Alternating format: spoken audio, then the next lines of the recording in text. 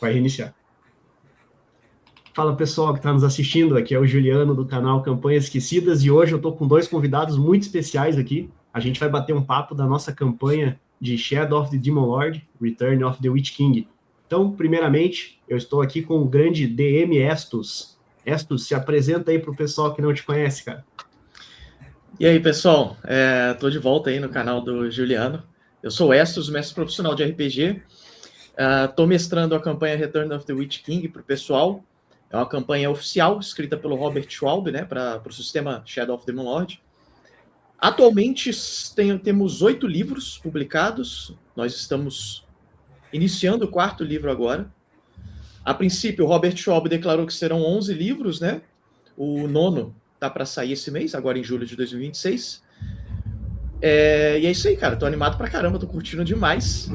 Cada livro é uma surpresa nova e tá sendo um prazer.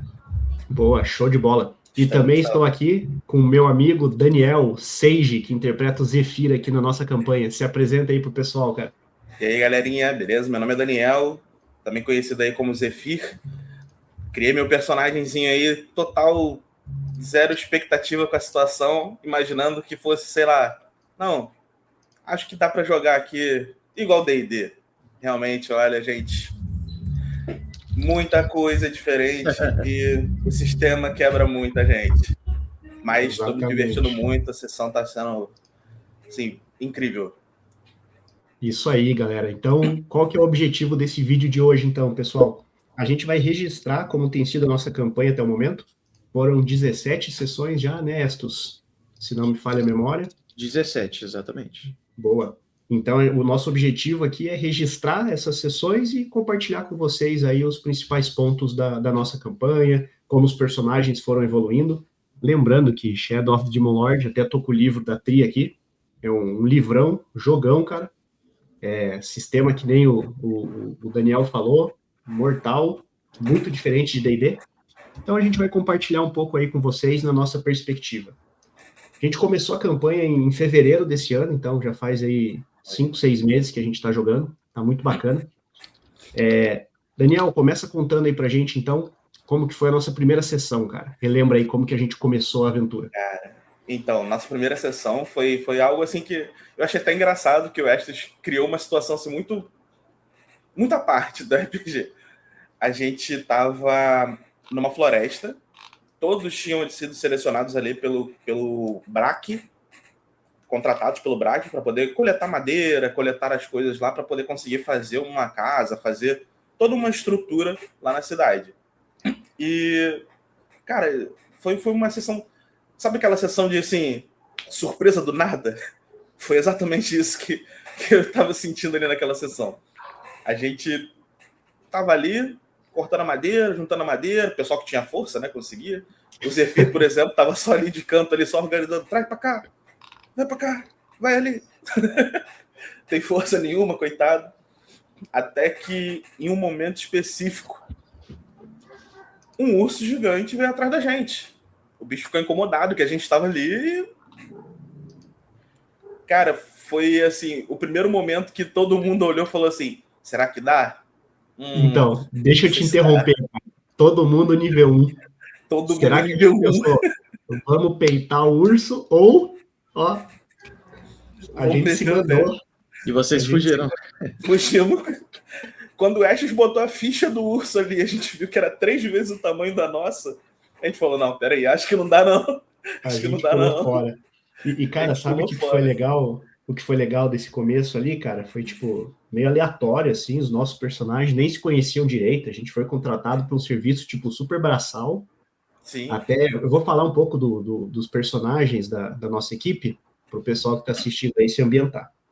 Então, o meu personagem é um sacerdote, hoje clérigo também, né? Porque o Shadow of the Demon Lord, ele progride num multiclasse, como se fosse, você vai escolhendo várias trilhas que faz o teu personagem ser bem personalizado. Então, eu interpreto o Ateuric, um clérigo ali que segue o culto do novo deus, um cara tipicamente clerical nesse aspecto. Então, heróico, protetor, defensor dos fracos, dos indefesos, um cara benevolente. Esse é o Ateuric. Fala um pouquinho do Zephyr aí, Seiji, pra gente. Rapaz, o Zephyr ele é um pouco complicado. Eu acho que o pessoal ainda não conseguiu pegar nem o encaixe aí do Zephyr, porque o Zephyr, o que acontece? Ele parece uma criança, ele tem 16 anos, entendeu? Ele parece realmente uma criança, mas ao mesmo tempo ele é um changeling. Ele não tem muito essa coisa com emoções, ele não sabe, ele não entende. Ele não tem essas emoções normais dos seres humanos. Então, para ele, assim, o que aconteceu, aconteceu. Ele é um mago, tá sendo especializado em Spellcaster, que, pô, eu achei maravilhoso pro mago ali. Progressão, né, cara? Foi uma baita progressão pro Zephyr, que eu achava que, na minha cabeça, pelo menos no começo, eu tava tentando fazer alguma coisa relacionada mais a elementalista, só que eu percebi que as escolhas que eu tinha feito antes não iam se encaixar tão bem. Mas foi uma baita progressão para ele, incrível do mesmo jeito. E, cara, ele é isso, uma caixinha de surpresa, não dá para saber o que esperar dele. E não podemos deixar de falar que é o nosso canhão de vidro, né? É o canhão de vidro. E o Changeling, para quem não conhece, no contexto do cenário Demon Lord, é uma fada Doppelganger, né? Que troca de forma ali, assume a identidade de outras pessoas para viver mascarado no mundo, né? Exato. E a gente ainda fez um lockzinho, eu e o Estes, de toda vez que ele trocar a identidade, ele pegar a identidade de alguém, que ele rouba a identidade, basicamente, ele pegar fragmentos de memória. Então isso afeta mais ainda a cabeça dele. Ele que já não tem muito esse negócio de sentimento nem nada, pegar fragmento de memória só de gente ruim até agora, tá sendo maravilhoso. E dificulta o senso de identidade dele, né? Mas o que é legal do Zephyr, cara, é que ele tenta se encontrar nesse meio. Então ele usa os amigos, né, a galera da equipe, como que eu posso dizer, como pilares de personalidade para ele, né? Isso aí. Então, várias vezes a gente interpretou cenas ali do Zephyr com a Teuric, vendo ali quase como que um irmão mais velho, o primo, que é tipo um cara sábio de toda a galera que a gente vai falar. Mas antes da gente expandir aí, Estus, apresenta um pouco aí os demais personagens aí da nossa equipe, cara. Cara, então, nós temos também o Grom, que é um anão ex-escravo, muito interessante. Aqui, né, velho? É porrada pura, né, velho? O background dele, que ele é um anão bem porradeiro, e ele é um ex-escravo, fugitivo, né? Quando começa a rebelião dos orcs. Na verdade, agora eu não me recordo se é antes ou depois do início da rebelião, mas em algum momento recente ele fugiu, escapou dos captores dele, e foi parar justamente naquela província em que vocês se encontraram, né? No livro 1. Então temos o Grom, temos também o Caim, que é um halfling ladino, fugiu da capital quando a rebelião começou. Esse é vida louca. É um ladino, é um criminoso. Esse aí, mesmo. Meu amigo. Nós, na primeira sessão, no primeiro livro, nós tínhamos também o Silas Vence, que era um... Verdade. Ele era um inquisidor, né? Era um caçador. Era um caçador, ele trabalhava para a Inquisição da Igreja do Novo Deus, mas ele era um caçador, um guerreiro, assim, naquele momento. Pistoleiro, né? Isso, ele usava 2 hand crossbow e tal. Quem que era eu tô esquecendo alguém? O Barristan. O Barristan, exatamente, que era um guerreiro, tipo um cavaleiro errante mesmo. Acho que o mais... Depois do Teuric, talvez o Barristan seja o arquétipo mais clássico, assim, né? De um cavaleiro errante, um mercenário mesmo, um humano guerreiro básico. Futuramente, né? No segundo livro, o jogador do Silas teve um problema no computador dele, que o processador queimou, a placa-mãe queimou, aliás, e ele precisou se ausentar, e aí ele foi substituído pelo Primo, que está jogando com um autômato, né? Que é uma raça, uma ancestralidade do Demon Lord, que é tipo um robô. Tipo, é um construto, na verdade, é uma palavra mais correta, é um construto senciente. Foi encontrado como prisioneiro e resgatado por vocês. E o Primo, cara, porra, ele é só pro pessoal que tá vendo aqui, ó, tem uma ideia do que é um autômato, ó. Então é uma criatura que a alma, cara, ela é inserida dentro de um corpo mecânico, né? Cara, isso. É uma ancestralidade irada, traz uma pegada steampunk pro sistema, né, cara? Uma parada muito, muito fera. No contexto do Demon Lord, os autômatos são criados magicamente, né? Eles podem se autorreplicar, mas funciona da seguinte maneira, cara. É uma espécie de ritual que acontece, onde uma alma de alguma pessoa falecida, ela é puxada antes de ir para o submundo. Ela é impedida de ir para o submundo e é armazenada ali dentro desse autômato. É somente a alma, não vem memória, não vem personalidade, não vem nada. É somente aquela essência, a quintessência da vida mesmo, que é pega e colocada dentro de um construto, e o construto pode ter qualquer forma, cara, não precisa ser nem humanoide. Pode ter uma forma aracnídea, pode ser minúsculo, Insetoides, né? Pode ter diversos tamanhos diferentes. Isso aí. Então, beleza. Agora a gente falou dos personagens, então acho que a gente pode continuar avançando a trama. Então a gente estava lá coletando lenha, encontramos esse urso, né, cara? Todo mundo se olhou, putz, ninguém quer ir de arrasta aí na primeira sessão, vamos subir na carroça e vamos embora. E aí a gente meteu o pé. E detalhe que a gente já tinha recebido o aviso do Braque que, ó, cancelou o casamento, não vai ter mais. A gente ficou lá de curioso. E acabou que a curiosidade quase matou a gente mesmo. Exatamente. E aí, cara, quando a gente fugiu dali, eu não tô lembrado muito bem agora, a gente voltou pra vila, como que foi daí, cara? Voltou diretamente pra vila. Assim que voltou pra vila, a gente começou a falar com os aldeões para entender a situação que tinha acontecido, porque cancelou. Eles ainda queriam ser pagos, né? A gente queria ser pago, Caim principalmente. Verdade. Caim tava pedindo muito, pagamento, vem. Só queria a grana, né, o nosso Halfling ladino, né, cara? Tá errado não. Mas pelo menos a gente conseguiu aí uma refeição livre e um lugar para dormir. Conseguimos como forma de pagamento ali. E, cara, foi legal esse começo, porque eu senti que não só o Zephyr, mas acho que todos os personagens meio que se ambientaram a como é a situação dentro do Demon Lord. Porque a gente teve uma conversa ali com o Fidelius, que é a pessoa que meio que governava ali naquela vilazinha. Tipo um patrono, né? Isso. Que era o pai da Sinhazinha, que ia casar com o Braque. Uhum. Acabou que a gente foi dormir, aí o Estes deu aquele choque de realidade, fala assim, gente, isso daqui não é um conto de fadas, eu não tô contando uma história de livro para dormir. E começou o Demon Lord a mostrar as caras de como que realmente o sistema funciona. Cara, dali começou tudo a ficar caótico. A gente acordou com uma carroça pegando fogo, vindo no meio de todo mundo. Acordou com um caos completo. O aldeão pegando fogo e ficou desesperado ali, meu Deus. Gente pegando fogo, carroça pegando fogo, o que está acontecendo aqui?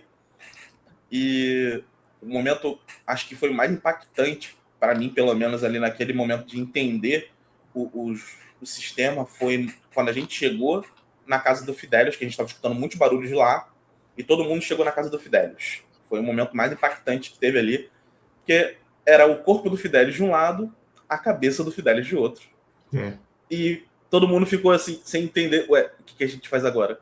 O que a gente faz, né? Antes da gente continuar, cara, que agora entra numa parte importante, a gente está numa região, a gente estava numa região do mundo, né, do continente de Ru ali, no mundo de Urf, que se chama Lágrimas, ou Tyr. Só que na tradução nova, agora da Tria, eles chamaram de Fenda. Então, dependendo da versão que você está acompanhando, ou são Lágrimas, Fenda ou Tyr. E o que acontece? Eu vou pedir aí para o Estos contar um pouco o plano de fundo da nossa aventura, para o pessoal entender um pouco da rebelião, Estos, porque isso vai acompanhar a gente nas próximas aventuras, né, cara? Sim. É o ponto de... A faísca que causa toda a explosão no continente é a rebelião dos orcs, né? O Império, ele existe há quase 900 anos, e durante uma boa parte dele, mais da metade da existência do Império, ele se utilizou dos orcs, que eram escravos, para poder se expandir. Os orcs foram criados magicamente, artificialmente, para servirem como escravos do Império. E ficaram por séculos dessa maneira. Até que um dos orcs, o Druid, ele decide se rebelar, ele decide unir os orcs, unificar ali os orcs, para se rebelar contra o Império.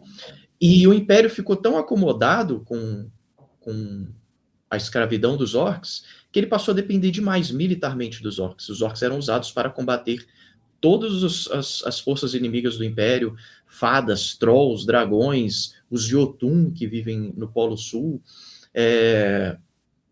mortos-vivos da desolação. Os orcs foram a ponta de lança do Império durante muitos séculos. Eles eram os legionários do Império, né, Estos? Exatamente. O Império tinha suas tropas e tudo mais, só que eles eram muito dependentes dos orcs, porque os orcs foram criados para isso, né? Então, eles passaram a perceber que o Império tratava eles muito mal.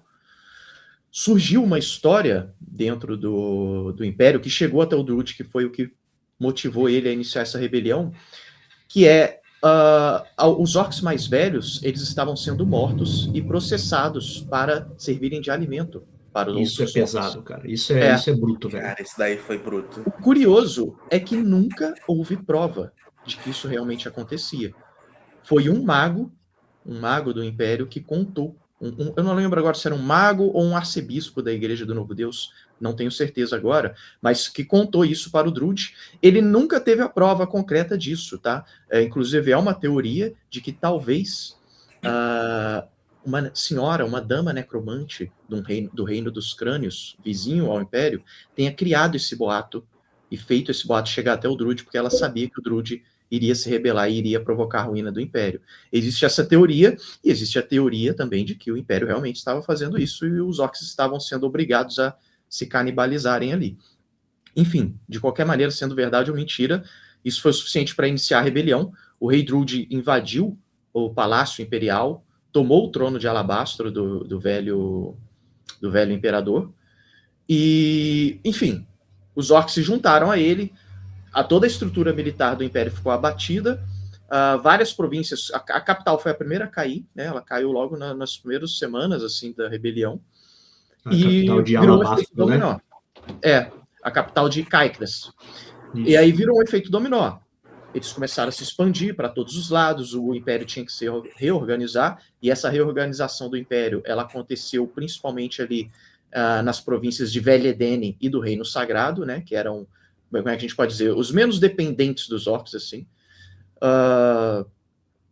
E vocês, no livro 1, acabam na província, né, da Fenda, que é Tyr, e vocês testemunham a invasão dos orcs, os orcs invadindo essa província.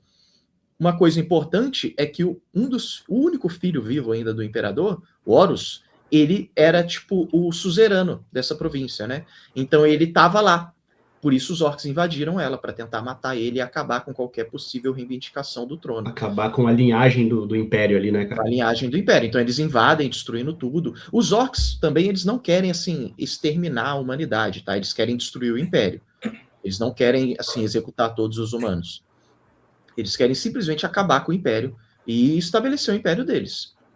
É porque eles veem o Império como o objeto de opressão deles, né, cara, por séculos, né? Sim. Imagine exatamente. a expectativa de vida do orc, eles iam aos 30 anos, se não estou enganado, para esses buracos ali onde eram mortos e triturados, né? Então, realmente, é uma coisa muito, muito brutal. E aí, um pano de fundo legal também da província da Fenda ali, cara, que você comentou do rei Horus, é que ele foi mandado pelo imperador para essa região porque ele era meio relapso nas obrigações dele como herdeiro. Então, ele era meio desacreditado e ele foi mandado para essa região como um laboratório para ele. E lá, curiosamente, né, ele se reergueu lá. Então, ele começou a administrar bem a província, ele criou um exército, ele se tornou um governante, né, um regente, um príncipe, de certa forma, idôneo nessa região. Então, por isso, os orcs foram atrás para realmente combater o Império. E aí a gente volta, portanto, para a nossa sessão, onde o Dani comentou, né, que a gente viu a cidade pegando fogo, só que foi tudo muito rápido e a gente nem entendeu direito. Quando a gente viu, as tropas orcs estavam invadindo a cidade. E aí a gente iniciou uma fuga. Continua pra gente aí, Dani, como que foi essa continuação, cara? As tropas orcs já estavam, assim, destruindo a cidade de uma forma surreal. E não eram só orcs, né? Pelo que eu me lembro bem, por exemplo, a senhorazinha que tinha dado a capacidade da gente se alimentar e dormir e tudo mais, tinha sido atacado, se eu não me engano, por uma aranha também, por uma aranha gigante, algo do gênero. Então, assim, na minha cabeça, orcs já estão fazendo aliados para destruir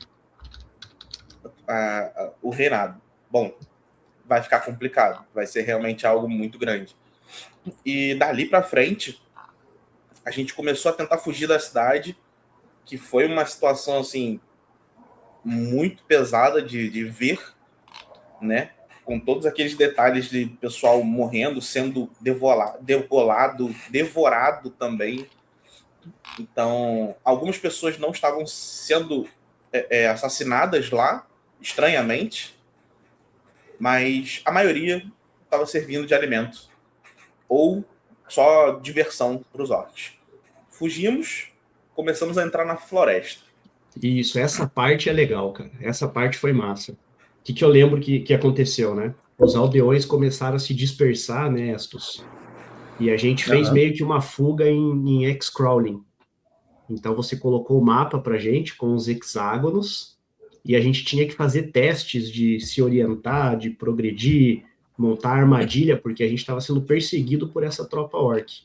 Ali, cara, falar para vocês pessoalmente, assim, eu fiquei muito contente com aquela sessão, como o Atheuric combinava naquele momento o maior conjunto de força e vontade, que são dois dos atributos ali, né? Que são até hoje, exato, eram os necessários para conduzir o grupo. Então falaram assim, quem é forte? O Barristan, o Atheuric. Quem tem vontade? O Atheuric e não sei quem. Ah, quem tem o mais alto dos dois? O Atheuric. Aí vocês, né, os personagens, cara, vamos seguir esse sacerdote, nem era clérigo ainda, vamos seguir esse sacerdote, o Atheuric incorporou isso, né, guiando a gente, guiando os aldeões. Infelizmente tivemos algumas perdas, um grupo foi aniquilado. Acho que foram 2 grupos até, mas um saiu vivo. Dois grupos aniquilados e um escapou, né? Isso. Estus, como que foi para você aí mestrar essa perseguição, esse X-Crawling ali daquele momento? Cara, então, essa era a grande proposta do primeiro livro, né? Era apresentar essa mecânica de perseguição num tabuleiro, numa grade, né? Muito interessante, ele apresentou uma mecânica que não tem no livro básico, né? Todo aquele esquema lá de movimentação e tal. Foi bem divertido. Foi uma aventura super introdutória, eu tive que inventar muito em cima do que o livro propunha. Curta, até porque era bem curtinha, Ela foi feita para ser uma one-shot. Salvo engano, ela durou 3 sessões. Porque como se tratava de uma campanha, né? Eu não ia mestrar ela no formato de one-shot. Eu achei legal adicionar cenas extras para desenvolver melhor os personagens. Então, teve todo o vilarejo que vocês estavam, todos os NPCs, né? Tudo isso foi criado para o contexto da campanha, porque não era previsto no livro. Um detalhe sobre essa campanha também, sobre os livros dessa campanha, é que todos eles funcionam como, todos os 11 livros, né, que estão para sair, funcionam como aventuras independentes, one-shots. Então, você pode mestrar todos como uma campanha ou individualmente. Então, eu fui criando, não só no primeiro livro, como nos outros livros também, essas cenas para poder conectar as histórias, né? Então, mas assim, no que o livro propunha, eu achei o resultado muito legal, cara. Muito divertido mesmo. Um detalhe que o livro recomenda a aventura para jogadores nível 0, mas eu decidi colocar vocês iniciando no nível 1, para vocês poderem terem um desafio maior, né? Não se resumir a uma aventura que é só fuga. Porque essa é a proposta da aventura, é vocês fugirem e não parar para nada. E aí eu resolvi colocar nível 1 para vocês terem a oportunidade de lutar lá. Vocês lutaram contra aranhas no meio da floresta, vocês lutaram contra os Fomorianos, né, que são os Homens-Esfera. Então foi bem legal, cara. Bem maneiro mesmo. Acho que vocês saíram muito bem também. Contra esses Fomorianos, cara, então beleza. Então a gente fugiu da floresta, a gente acabou cruzando o rio, fomos para as colinas, ou pro norte, sul, pro leste, alguma coisa nesse sentido, né? A gente se embrenhou lá dentro da floresta e foi caminhando direto. Boa. E depois disso, então, pedir pro Dani continuar aí. O que a gente encontrou? O que aconteceu ali, cara? O nosso primeiro encontro foi com as aranhas. A gente estava fugindo, fez uma armadilha para os orcs para poder tentar dar uma segurada, ganhar um tempo, né? Acabou que um passo em falso ali, a gente estava no meio do covil das aranhas. E, cara, foi uma situação muito inusitada. Porque ninguém esperava uma situação daquela ali que a gente fosse se meter, não. A gente andando no meio da floresta e o Estus jogou assim, ele jogou só uma faísca. Assim, a primeira pessoa que passasse ali ia sofrer. Ia passar por aquilo ali e ia ver. Aí foi uma aranha, se eu não me engano, foi uma aranha matriarca, que ela estava descendo porque tinha visto movimentação. E quem que passou, cara? Quem que foi a vítima ali? Quem passou ali foi o Grom. Foi o Grom. Não foi o Barristan, não? Eu lembro que o Barristan apanhou, viu, da aranha também. Eu não sei se foi ele o primeiro. O Barristan, ele ganhou a frente para poder bater na aranha, mas o primeiro foi o Grom. Pô, e a primeira pessoa que sempre vai esperar o contato é o Grom. Ali o Estus deu a possibilidade da gente só sair. A aranha não estava atacando a gente, não estava nem, assim, de forma agressiva para cima da gente. Então, assim, na minha cabeça, eu falei, bom, a gente tem a oportunidade de só sair de fininho e fingir que nada aconteceu. Uhum. Mas o Grom é o Grom. O Grom já deu o berro, falou, vai para cima, vambora. Ergueu o machado. Pegou o machado, ergueu e vamos para cima. A gente ficou bastante ferido ali, tomou umas porradinhas legais ali da aranha, mas acabou que saiu bem, continuamos. Depois que a gente pegou o feeling de como que funcionava as armadilhas das aranhas, a gente já se coordenou conseguiu melhor. Evitar, né? Conseguiu evitar tudo. É só ficar longe das árvores, né? Pois é. Coisa que a gente não estava nem se ligando antes. Mas a gente conseguiu e saiu de lá daquele emaranhado lá das aranhas. Depois disso, fizemos mais uma armadilha e fomos direto para um lugar que a gente acabou assim, se perdendo. Perdeu muito tempo ali. A gente ficou vagando, né? Isso. E deu tempo dos orcs chegarem até a gente. Aquilo ali foi um momento assim, de apreensão total. Porque eram muitos orcs. Eles eram um exército muito orc, né, cara? Pois é. Era bastante, eram uns 30, talvez. Então... É um pelotão orc, né? Uhum. E a gente vendo aqueles orcs chegando, assim, o Estus até colocou na cena da gente correndo e os orcs vindo atrás. A primeira coisa que passava na minha cabeça aí foi, gente, não vai dar, não. A gente tem que fugir daqui, senão vai ser a morte geral aqui de todo mundo. O TPK vai vir aqui nesse momento. Mas conseguimos fugir. Acho que teve um momento legal nessa fuga, cara, que aí, se eu não me engano, eu consegui acumular uns 2 ou 3 sucessos nas rolagens ali, e a gente conseguiu despistar os orcs. Sim, foi mesmo. A gente conseguiu fazer essa corrida aí contra o tempo, para não perder tempo morrendo. Só que o que nos esperava depois disso, se o pessoal acha que ficou fácil, né, cara? Não ficou. Não ficou. Eu imaginei que fosse ficar mais fácil para frente, não ficou, não. Logo em seguida, a gente bateu de frente com um bando de fomorianos. A gente foi emboscado, né, pelos fomorianos, né, cara? Eu lembro que o Zephyr... Antes da gente continuar essa parte, Estus, explica pra galera aí o que é o fomoriano, o Homem-Fera, a questão da corrupção no mundo, pro pessoal entender. Cara, os fomorianos, eles são meio humanoides, assim, são... como é que eu posso explicar? Imaginem minotauros, faunos, sátiros, só que um pouco mais maléficos, né, cara? Esses são os fomorianos, são criaturas, assim, originárias do continente de Ru, né? Eles estavam lá muito antes dos humanos, e eles sempre tiveram uma facilidade, uma propensão, uma inclinação à sombra, né, cara? Às trevas, porque muito tempo no passado, eles serviam ao Rei Bruxo, que foi justamente o necromante percussor, assim, o cara que criou essas tradições sombrias da magia. Eles serviam ao Rei Bruxo. Então, desde que o Império desde que o Império surgiu, né, com a derrota do Rei Bruxo, eles sempre foram inimigos do Império. Então, basicamente isso. No momento que vocês começam a aventura, os fomorianos, eles vivem isolados, assim, nas margens do Império, dentro de florestas, no alto de montanhas, assim, isolados mesmo. E aí eles se aproveitam dessa rebelião dos orcs para poder reivindicar ali o território que foi tomado deles séculos atrás. E uma dúvida, aí a gente já estava na aventura 2, emboscado pelos fomorianos, ou ainda era a aventura 1, Estus? Foi o finalzinho da 1. Finalzinho da 1. Eles estavam saindo da fenda, né? Boa, isso mesmo, a gente estava fugindo da fenda, e aí, cara, essa sessão foi tensa. A gente encontrou um rio, escutamos o barulho, né, cara? E aí, para onde que a gente vai? A gente acabou indo para um lado, a gente deu de cara com um grupo de fomorianos na outra margem, alguns wargs, se não me engano, chegando pelo nosso lado, né? Sim. Cara, e a gente até tentou um combate. A gente tentou. Não dá. Matamos, acho que 1 ou 2 ali, mas eram uns 5 fomorianos, uns 3 wargs. Cara, só sei que foi um desespero. O Grom, por ser um personagem menor, né? Ele andou tropeçando no rio, perdeu itens. O Ateuric perdeu alguns equipamentos também. Acho que eu perdi uma tocha, perdi ração.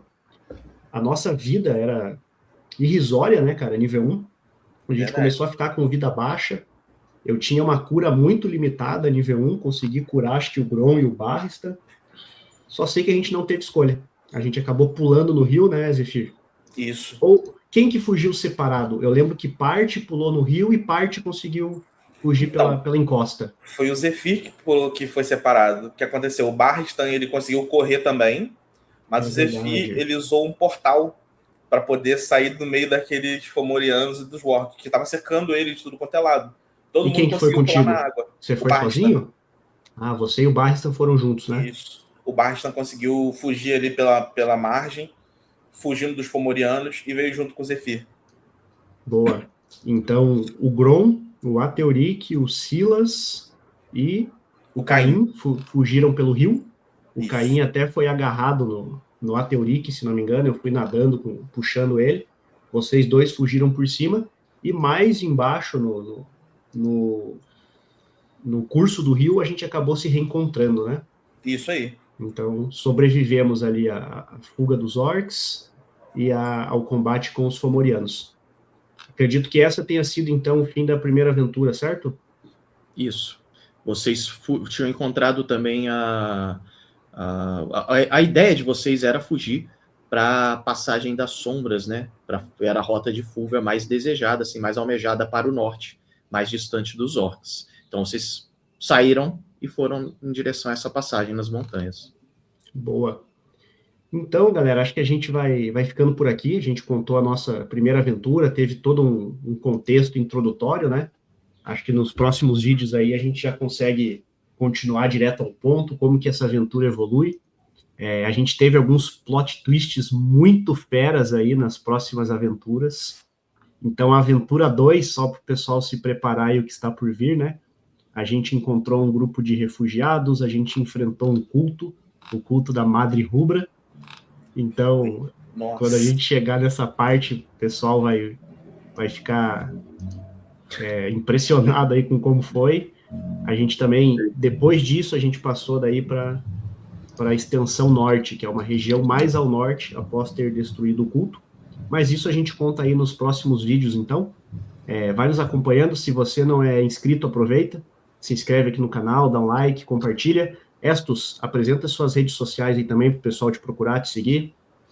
Galera, vocês conseguem me encontrar no Instagram, @gm.estus, youtube.com/estus também. Eu tenho alguns projetos, no momento só tenho um, mas pretendo lançar mais projetos em breve no Catarse, então é catarse.com.br/estus, se vocês quiserem seguir o meu perfil lá também.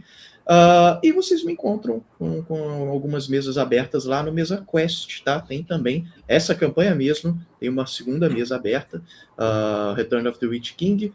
É só entrar lá no Mesa Quest e procurar por Estus na barra de busca, tá? Vocês vão encontrar lá. Show de bola? Isso aí. Dani, se despede aí da galera, então, se quiser falar suas galerinha. redes, ou onde o pessoal te encontra, fique à vontade. Pô, obrigado aí pela oportunidade, Juliano, por estar aqui. Pô, é uma nostalgia muito gostosa poder pensar sobre toda essa aventura que a gente participou. Valeu, pessoal. Tamo junto aí. Próximos episódios, mais drama e muito mais conflitos. Fiquem ligados e vambora. Isso aí, galera. Aguardem. Então, Estus, Dani, valeu pela presença aí. Tamo junto, galera. Falou, abraço. Tamo junto.